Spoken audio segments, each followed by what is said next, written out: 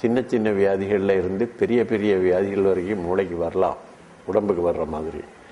இதை உடம்புக்கு வர்றப்போ நம்ம புரிஞ்சுக்கிறோம், மூளைக்கு வியாதி வர்றப்போ நம்ம அதை புரிஞ்சுக்கிறதும் இல்லை, ஒத்துக்கிறதும் இல்லை.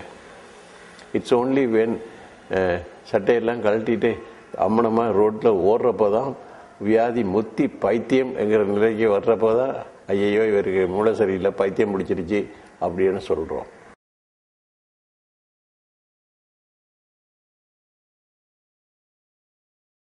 என் புள்ள பேர் சீனு, என் வீட்டுக்கார பேர் இளங்கோவன். பிறந்ததுலேருந்து அவனை எவ்வளோ முயற்சி பண்ணி பார்த்து முடியல.